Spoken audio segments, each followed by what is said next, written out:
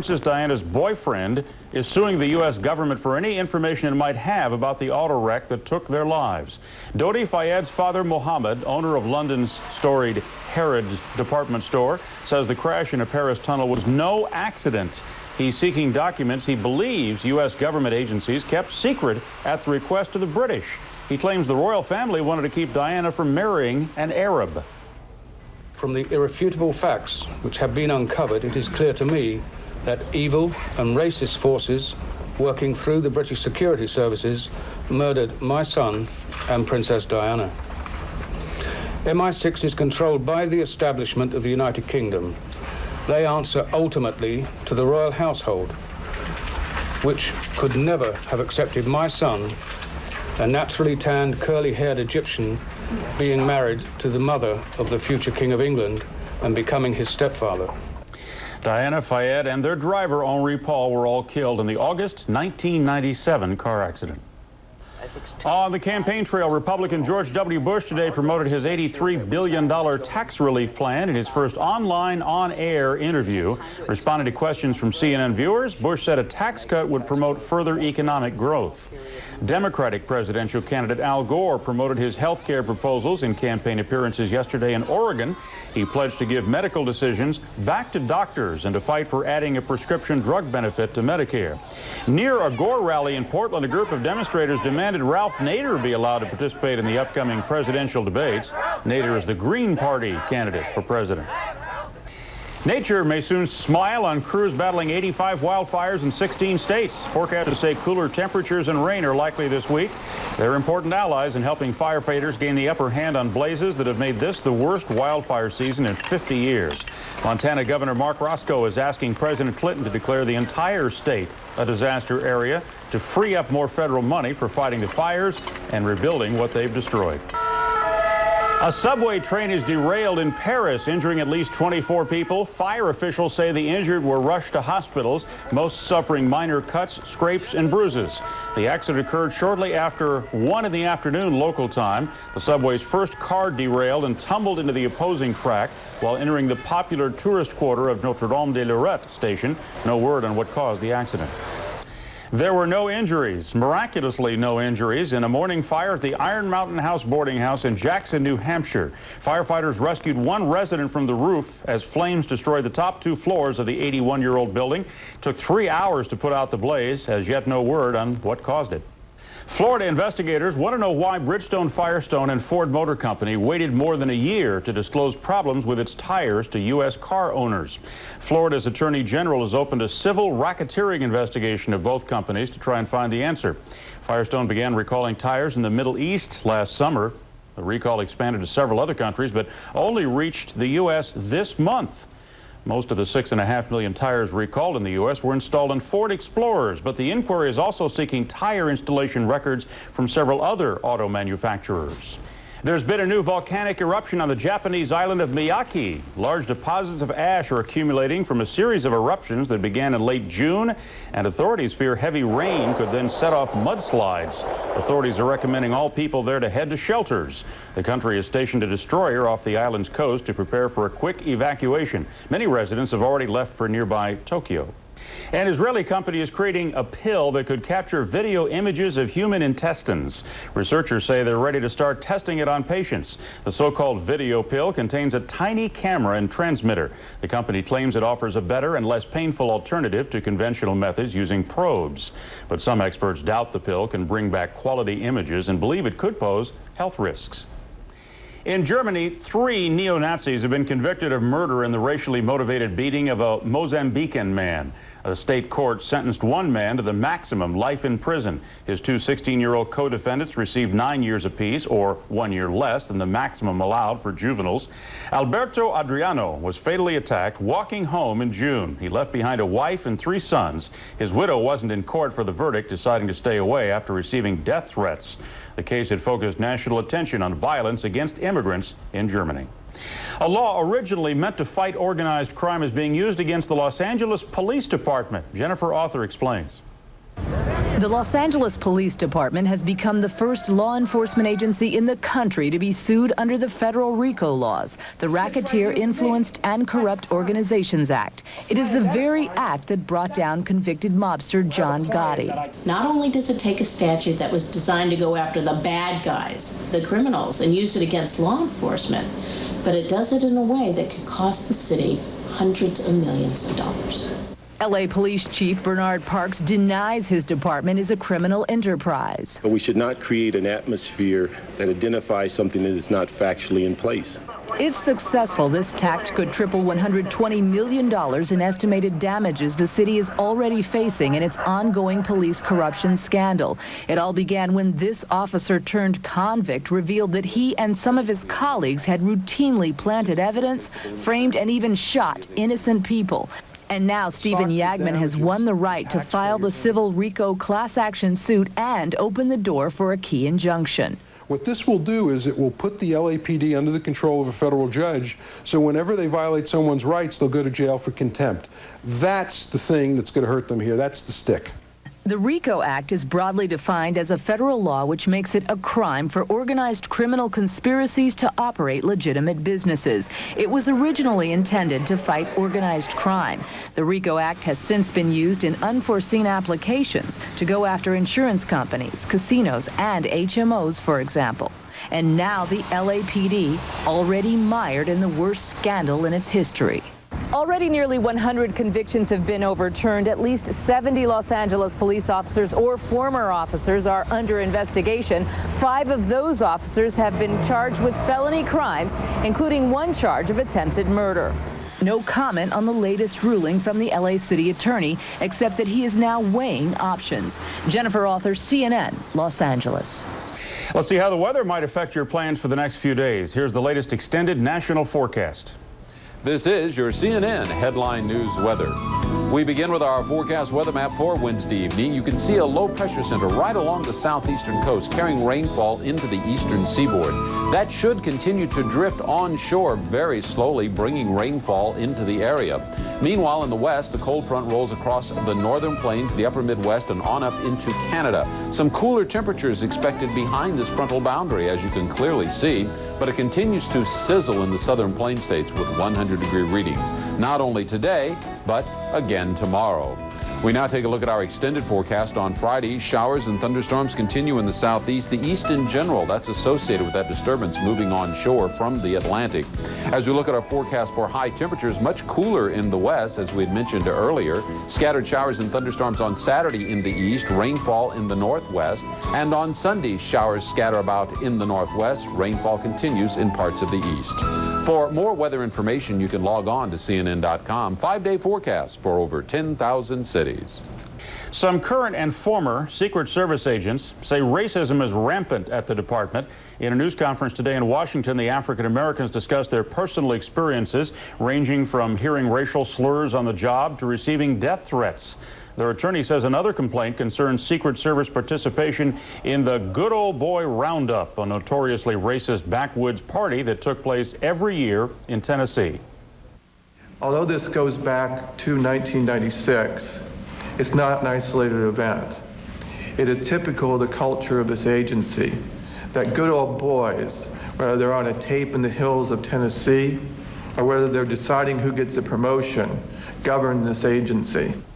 The agents are part of a multi-million-dollar class action lawsuit filed earlier this year charging the Secret Service with discrimination in hiring, assignment, training, and promotions. They also say they've been targeted for reprisals since filing the suit. The U.S. Postal Service has seen 5 profitable years in a row, but Postmaster General William Henderson says that could change. He says the agency should show a $300 million loss for the fiscal year ending next month. He blames unexpected costs and a decline in the volume of first-class mail. 17 years ago, he became one of the first space shuttle astronauts, but history will also remember Guy Bluford for another first. Bob Blaskoff brings us up to date in today's edition of Headliners.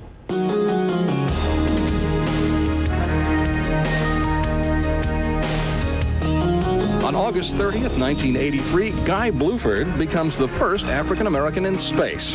Bluford was born on November 22nd, 1942 in Philadelphia. After earning a degree in aerospace engineering from Penn State University in 1964, Bluford joined the Air Force. His 29 years of military service included combat missions in Vietnam as a fighter pilot. In 1978, NASA selected Bluford in the first class of space shuttle astronauts.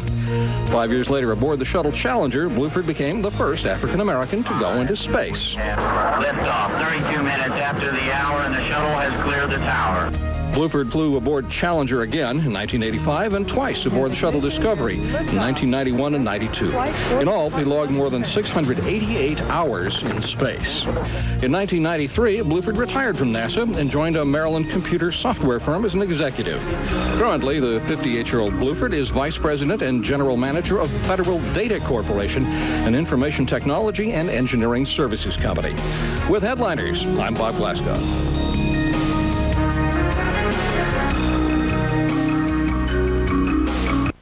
Coming up after a break, today's top stories in dollars and cents. And later in Lifestyles, meet some Ohio women who are getting in shape at a backyard boot camp.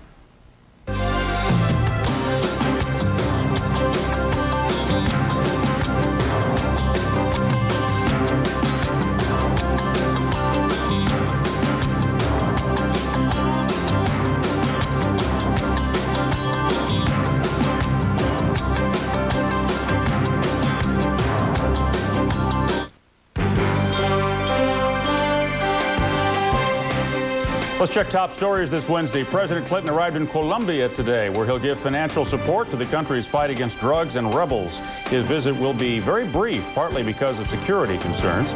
Some current and former African-American Secret Service agents say racism is rampant at the department. In a news conference today in Washington, they discussed their personal experiences, ranging from hearing racial slurs on the job to getting death threats. And Mohammed Al-Fayed is suing to force the U.S. government to release documents on the crash that killed his son and Princess Diana. In a statement, Al-Fayed said the crash was the work of, quote, evil and racist forces. Those stories and more in about 15 minutes. On the web anytime, though. Click on headlinenews.com.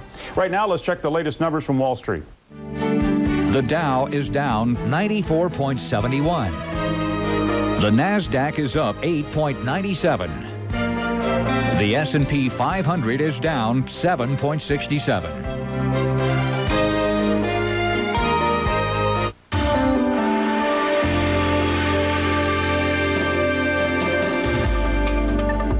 Linux gets a lift from big-name computer companies. I'm Prudence Solomon at the CNN News Desk in New York. IBM, Hewlett-Packard, Intel, and NEC are teaming up to help develop the Linux operating system for expanded use in the business world. The companies are spending millions of dollars to build a new laboratory where programmers will be able to test Linux software on large computer systems that are commonly used by corporations. Linux is an open source operating system that is considered an alternative to systems like Microsoft Windows and Apple OS. The lab is expected to open by the end of the year near Portland, Oregon. Whirlpool is blaming Circuit City for washing away a chunk of its earnings.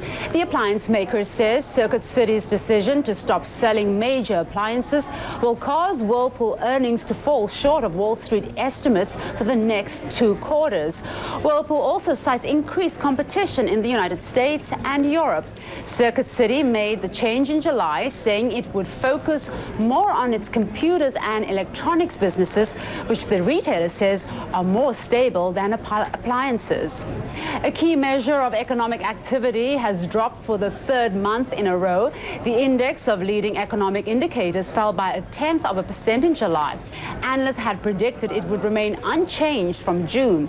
The index is designed to forecast economic trends for the next 3 to 6 months. Beleaguered healthcare website drcoop.com is cutting 1/3 of its workforce. The website operator says it's part of a plan to cut costs and streamline operations. It comes 1 week after a group of investors tried to save drcoop.com with $27.5 million and a new management team. The website cut 35% of its workforce in May. Employees at 5 more Earth Grains bakeries in the southeast are hitting the picket headlines following a strike at a plant in Alabama. The country's second largest bread maker said union members walked off the job before contract negotiators came up with final offers. Earthgrains workers at the Fort Payne, Alabama bakery began striking on Saturday. The other bakeries are in Mobile, Alabama, and in Tennessee and Georgia. For more business news, click onto our website at cnnfn.com. Up next, an update from the U.S. Open Tennis Championship in New York. Find out who's advancing and who's heading home.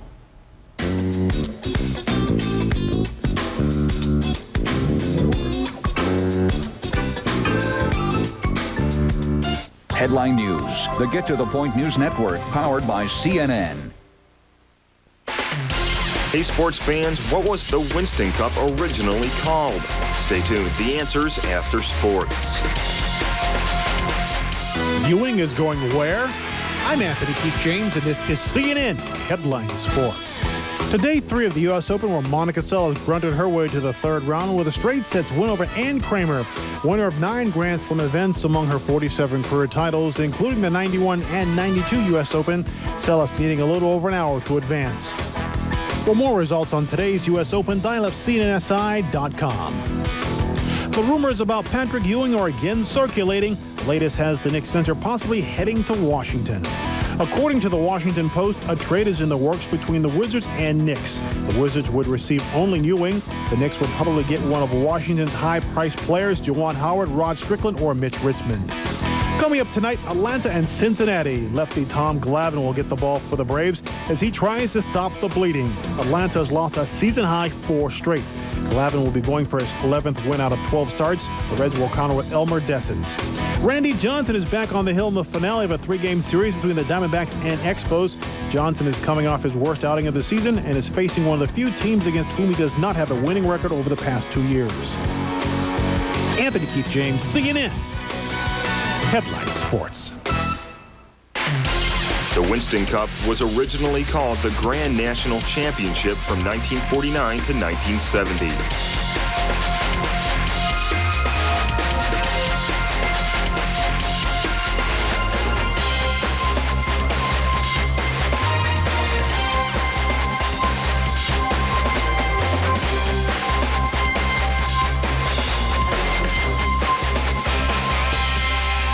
Headline News, the Get to the Point News Network, powered by CNN.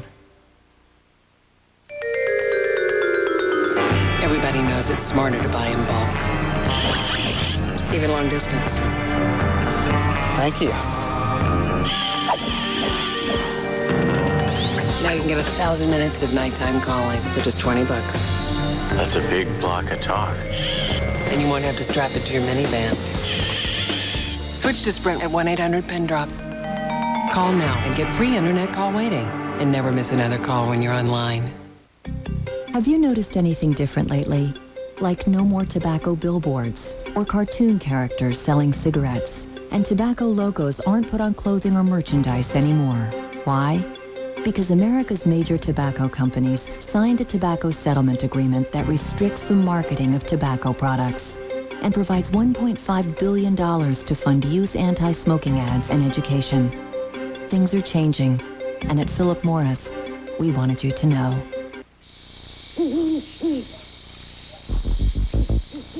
Searching for the right investment?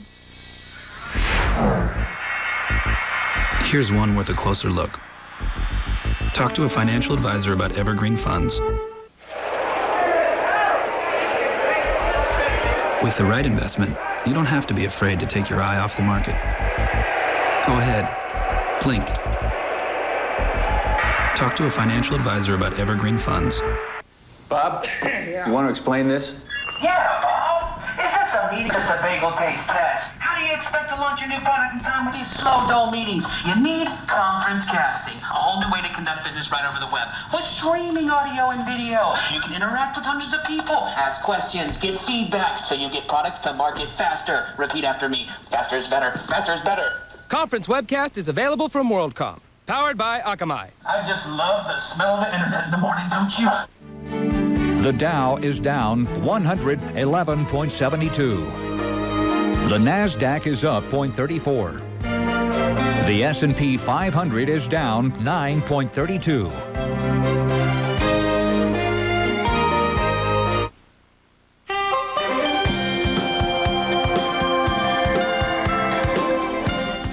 The founder of Lilith Fair overcomes a legal hurdle. For more details, let's check out our latest entertainment update. This is Sherry Sylvester with the Hollywood Minute. Lilith Fair founder Sarah McLachlan wins a court battle. The songstress has won legal fees from the man who sued her for copyright infringement. Daryl Newdorf claims he was due royalties for helping produce songs on her debut album. Newdorf has been ordered to pay about 60% of McLachlan's legal fees. She'll have a tough time collecting. Newdorf filed for bankruptcy in April. SAG actors will be making a fashion statement and a political statement at this year's Emmy broadcast. The striking actors will be wearing gold ribbons to support their work stoppage. The strike is entering its 5th month. The 52nd annual Primetime Emmy Awards is set for September 10th. Still more Survivor stories. 2 former castaways may be landing on the small screen. Former Navy SEAL Rudy may test his skills on an upcoming episode of JAG, a show about the Navy. Another survivor is already set to appear on a CBS series. Sonia will guest star on an upcoming episode of Diagnosis Murder. This is Sherry Sylvester with the Hollywood Minute. Some Ohio women are very serious about getting into good physical condition. Kenny Crumpton of Cleveland affiliate WJW visited their backyard boot camp. You haven't stepped into an Army recruit's worst nightmare. You've just walked into Debbie Ballmarch's backyard. With the zeal of a drill instructor, she pushes people like Shelley Pruder to their limit. I like the energy and I like the camaraderie, and I'm competitive enough that I like to push myself. So when I see someone else doing it, I want to do it and do it better. Boot campers use everything from elbow grease to a few muscles they never knew they had. They are mothers, grandmothers, and people who need an extra boost to reach their physical goals. I'm going on a cruise, and I wanted to, slim down a little bit, be ready to be able to walk around without, labored breathing, anything like that. I like to motivate people, and I want them to stay with it. I like to just to make them want to stay with it, because I think exercise is the only real fountain of youth. This drill is called the shuttle run. It works almost every body part you can imagine and your cardiovascular system. Each one of these exercises is designed to also build confidence. It's an unbelievable feeling, and just to see them conquer an obstacle that they just at first pretty much kind of knew that they couldn't do. Some of her boot campers have lost more than 50 pounds. Debbie says they feel the sky is the limit. That report from Kenny Crumpton in Cleveland, affiliate WJW. Coming up in the next half hour on Second Watch, Secret Service agents detail their complaints in a discrimination lawsuit. I'm Chuck Roberts with CNN Headline News.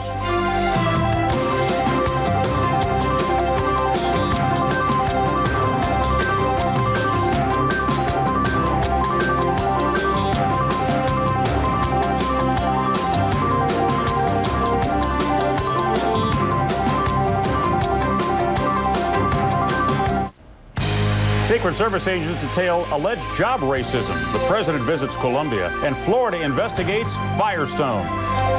This is Headline News, Second Watch with Chuck Roberts. And welcome back. Thank you for looking in. Some current and former Secret Service agents say racism is rampant in the department. In a news conference today in Washington, 10 African Americans discussed their personal experiences, ranging from hearing racial slurs on the job to receiving death threats. Another complaint concerns Secret Service participation in what's called the Good Old Boy Roundup, a notoriously racist backwoods party that takes place annually in Polk County, Tennessee. Attorneys for the agents say discrimination was blatant. On the vice president's detail, that there was in place a racial ceiling on the number of people who could be supervisors. We alleged that in our complaint, and during the deposition it came out that there was a secret inspection report that black agents had complained about the environment on the vice president's detail. We asked for that report, and the agency refused to do that. The agents are part of a multi-million-dollar class action suit filed earlier this year, charging the Secret Service with discrimination in hiring, assignment, training, and promotions. They also say they've been targeted for reprisals since filing that suit. President Clinton is in Colombia, bringing with him $1.3 billion in financial aid to help the country fight the drug trade. His day-long visit is limited to the Caribbean port city of Cartagena, where he's meeting with Colombian President Pastrana. He's also stopped to rub the head of a dog trained for drug sniffing duties.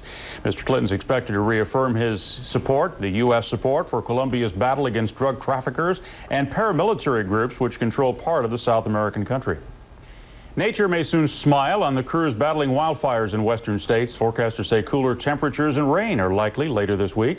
They're important allies in helping firefighters gain the upper hand on blazes that have already made this the worst fire season in 50 years. More than sprinkles are needed to be of any real help. They need a good drenching rain. They need like 3 inches, and they're probably going to be lucky to get a ½ inch. There may be some sporadic showers in some parts of the state today, and they're expecting more on Saturday and Sunday. But in Montana, what happens is often when the moisture in these fronts come in, most of the moisture is already squeezed out by the time it gets here and really dissipates before it hits the ground. So they're not really expecting too much. But the cooler temperatures, as I said, makes a big difference in the way these firefighters can get a line in the ground and stop some of these fires.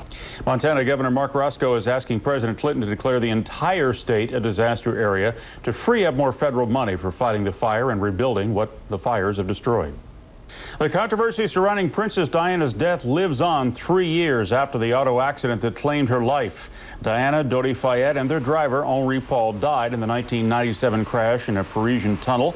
Now, Fayed's father, Mohammed, owner of the upscale Harrods department store in London, claims the crash was no accident at all. He says the British royal family wanted to keep Diana from marrying an Arab.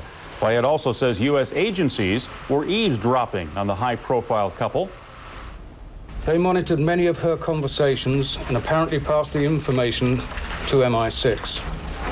There are at least 39 documents consisting of 1,054 pages held by the NSA alone.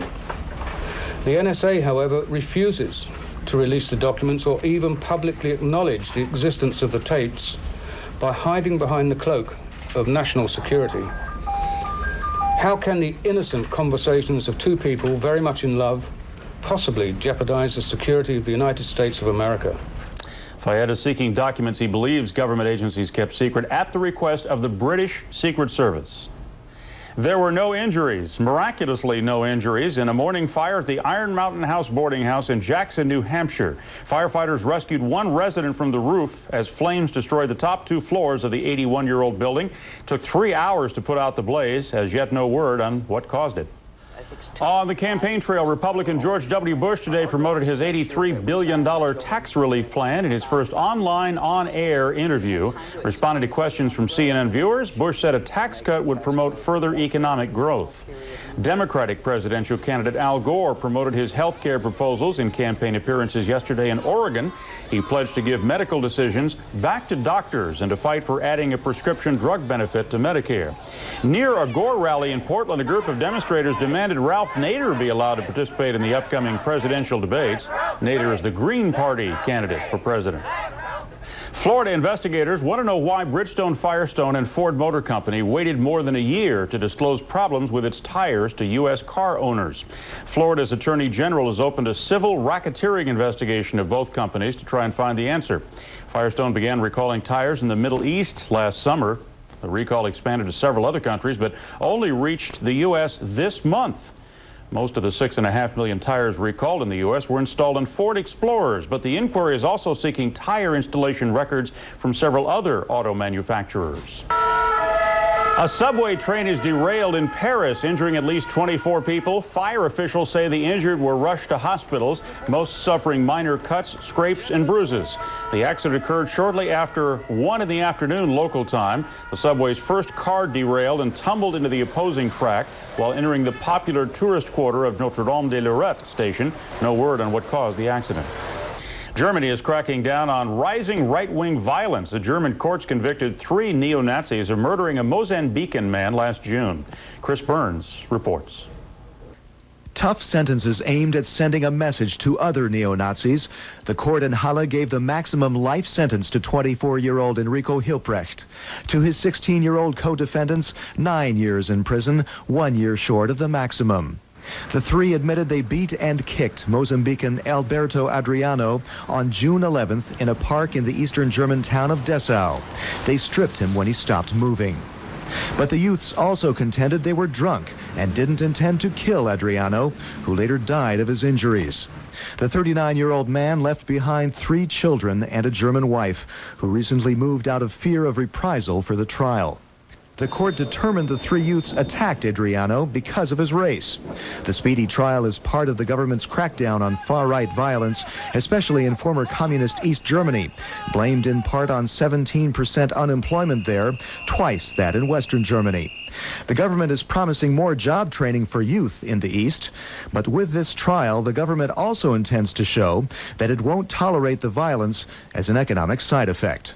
Chris Burns, CNN, Berlin.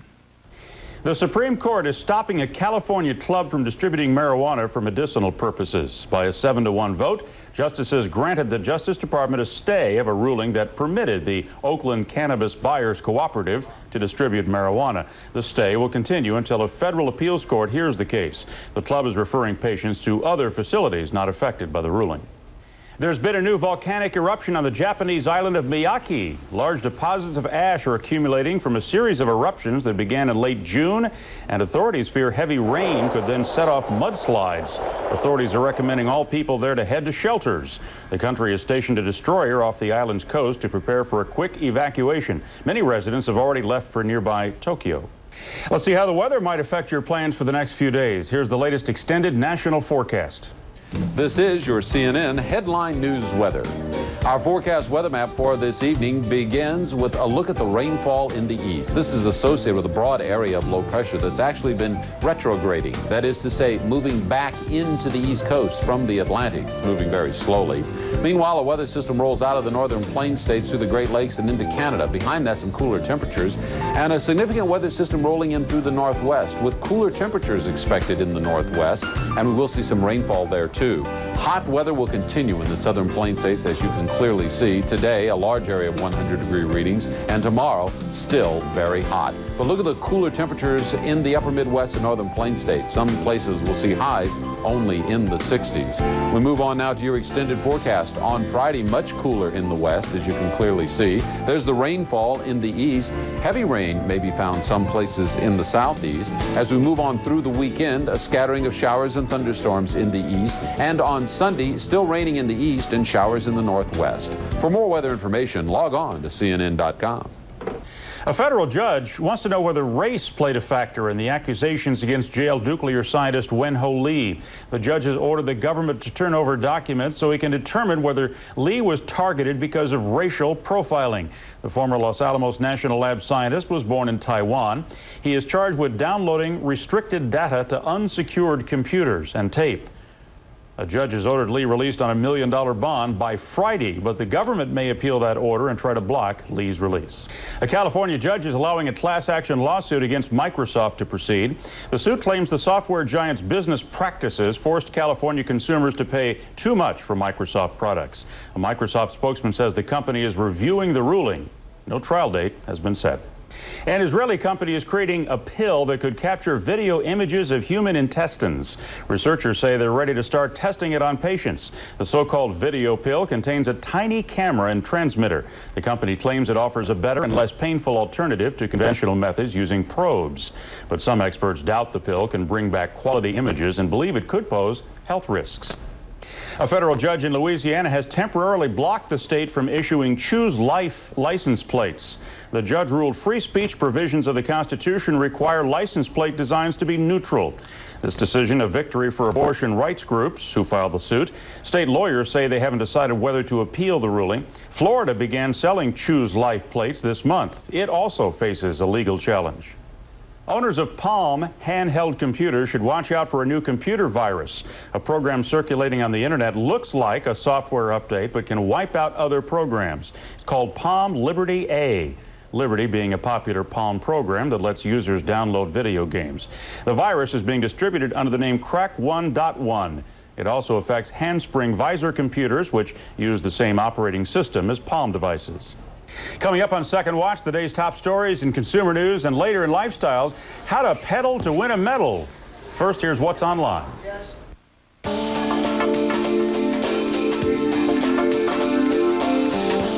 Estimate your risk for the most common types of cancer at the website below. Choose from 12 questionnaires created by a team of experts at the Harvard Center for Cancer Prevention. Each quiz has several yes or no questions. When finished, you'll find out if your risk is anywhere from low to high. Plus, get tips to lower your odds of getting cancer. And there are also fact sheets with more information. The National Cancer Institute website is another resource. Here, you'll learn more about research being done to fight cancer. For those living with the condition, there's also a section about dealing with the pain. Or use the glossary of cancer-related terms. For a link to these and other sites, go to cnn.com/online. I'm Ken Nelson, and that's what's online.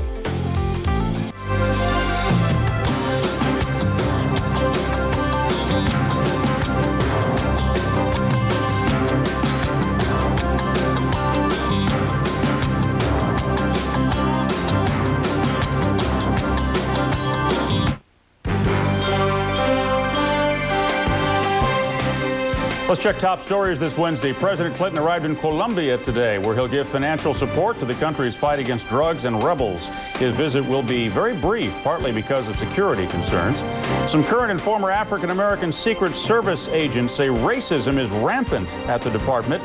In a news conference today in Washington, they discussed their personal experiences, ranging from hearing racial slurs on the job to getting death threats. And Mohammed Al-Fayed is suing to force the U.S. government to release documents on the crash that killed his son and Princess Diana. In a statement, Al-Fayed said the crash was the work of, quote, evil and racist forces. Those stories and more in about 15 minutes. On the web anytime, though. Click on headlinenews.com. Right now, let's check the latest numbers from Wall Street. The Dow is down 93.23. The Nasdaq is up 5.69. The S&P 500 is down 7.30.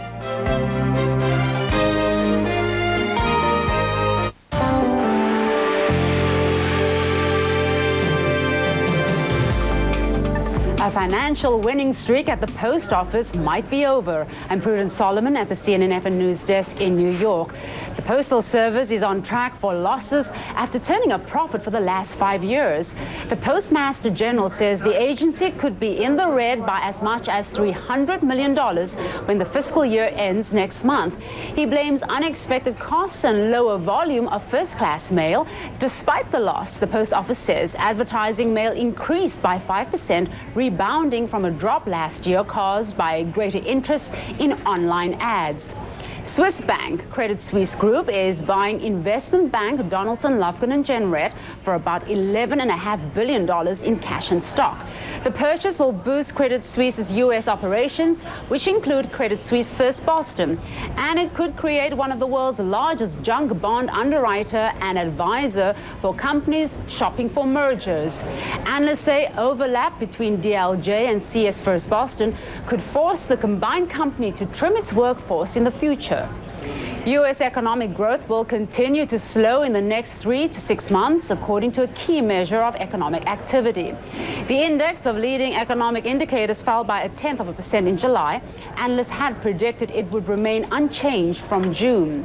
Sony is spending nearly $950 million on a new semiconductor plant in Japan. The electronics maker says it will help the company double output of its LCDs, liquid crystal displays, and other devices which now are used mainly in digital camcorders and steel cameras.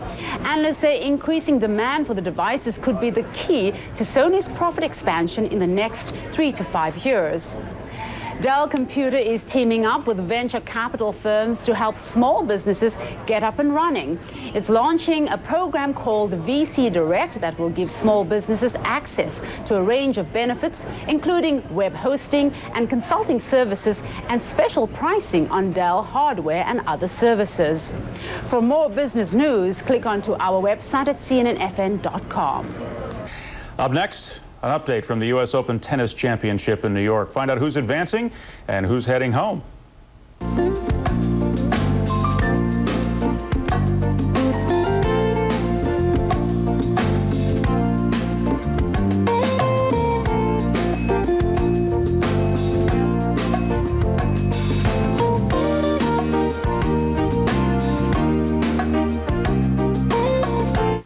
Viewing is going where? I'm Anthony Keith James, and this is CNN Headline Sports. Today, 3 of the U.S. Open, where Monica Seles grunted her way to the third round with a straight sets win over Ann Kramer, winner of 9 Grand Slam events among her 47 career titles, including the 91 and 92 U.S. Open, Seles needing a little over an hour to advance.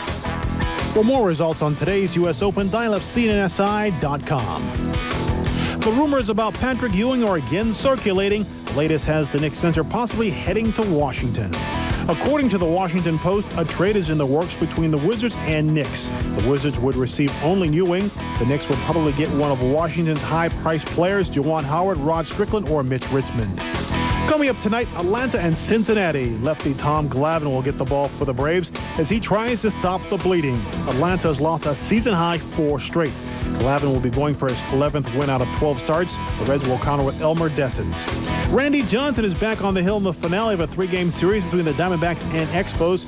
Johnson is coming off his worst outing of the season and is facing one of the few teams against whom he does not have a winning record over the past 2 years. Anthony Keith James, CNN Headline Sports. I'll have to call you back. It's time for the play of the day. Tigers and the Orioles. Luis Matos hits the comebacker, and Jeff Weaver, catching it between the legs, flips high to first, but Dean Palmer with the great tag. Matos thought he had a base hit, but Weaver snags it, high flip to first. Dean Palmer with the tag, and that's your play of the day.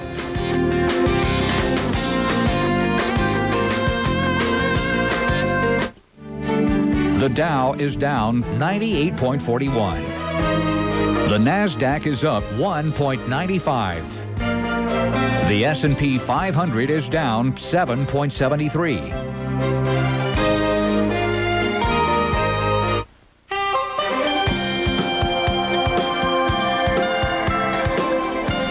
Professional surfers. Yes, there are professional surfers, and they're flocking to Tahiti to try and tackle some of the world's most ferocious and difficult waves.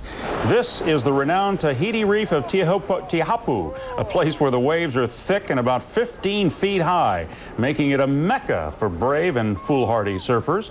One dedicated surfer is Laird Hamilton, seen here almost being swallowed by the waves. Hamilton is training for the upcoming winter surf in Hawaii. Many athletes who will compete in the Sydney Olympic Games are using technology to help them gain an edge over competitors. Ann Kellen looks at how the process is transforming cycling. Before Lance Armstrong's Tour de France victory, trainers had calculated how hard he had to pedal each time to win.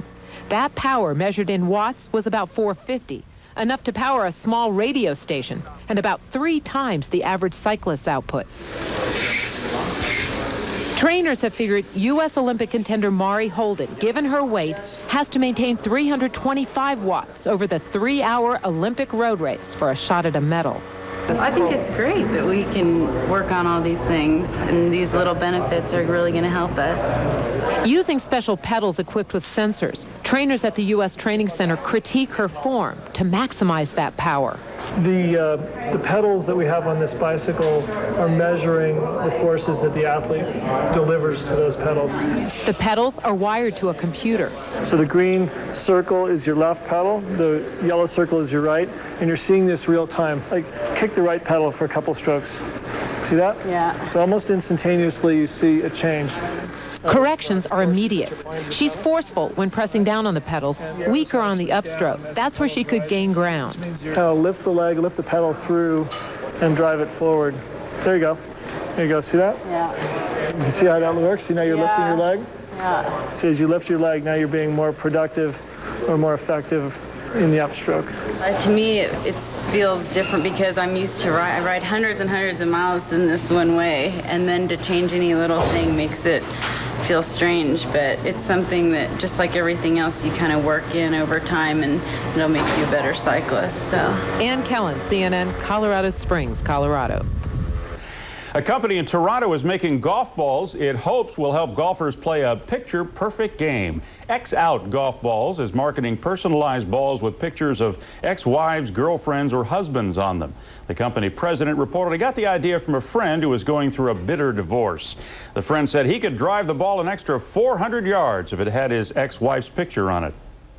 Coming up on Second Watch, President Clinton's visit to what the State Department describes one of the most violent countries in the world. I'm Chuck Roberts with CNN Headline News.